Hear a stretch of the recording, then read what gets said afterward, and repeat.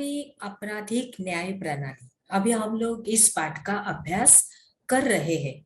तो चलिए बच्चों, अभी हम लोग आगे बढ़ते हैं। सरकारी वकील की भूमिका।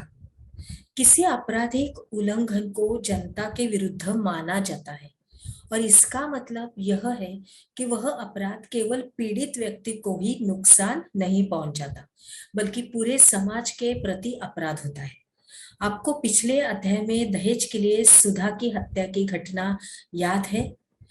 आरोपी लक्ष्मण और उसके परिवार के खिलाफ यह मुकदमा राज्य की ओर से दायर किया गया था और इसीलिए इस मुकदमे को राज्य यानी दिल्ली प्रशासन बनाम लक्ष्मण कुमार एवं अन्य का नाम दिया गया था।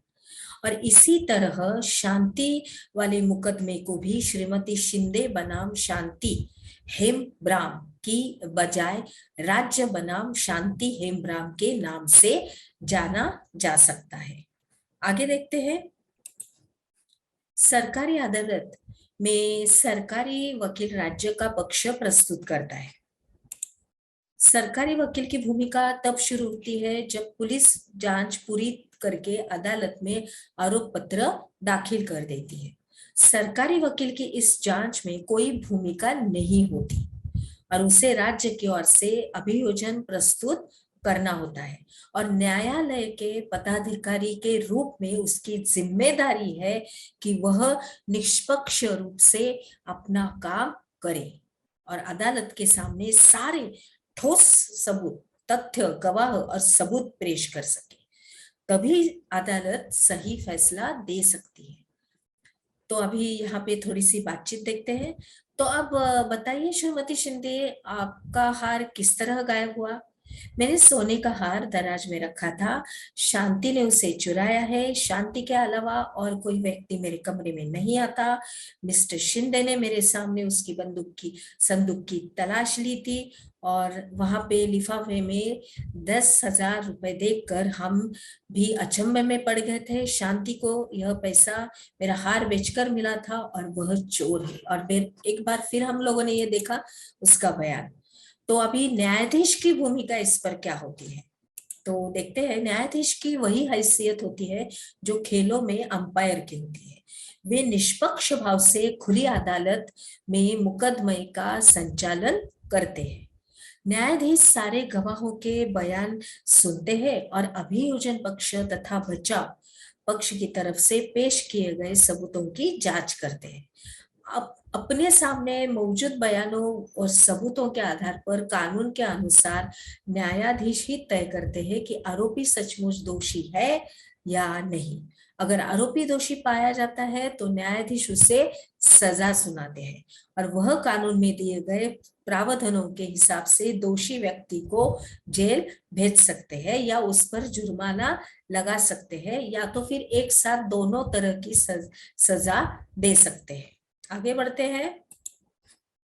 अभी इसमें और भी एक देखते हैं, दिखाई दे रहा है हमें। और एक बार हम लोग यहीं पर देखते हैं कि ये मेरे मुकदमे के कागज है। मेरे मालिकों ने हार चुराने का झूठा आरोप मुझ पर लगाया है। निष्पक्ष सुनवाई क्या होती है ये एक बार फिर से हम लोग देखेंगे।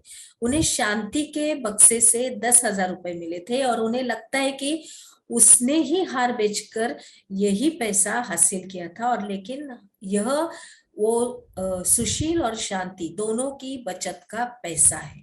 अभी न्यायाधीश महोदय शांति का मुकदमा किसी और तरह संचालित करते तो क्या हो सकता था? अगर अदालत ने शांति को आरोप पत्र और गवाहों के बयानों की नकल न दी होती तो क्या होता?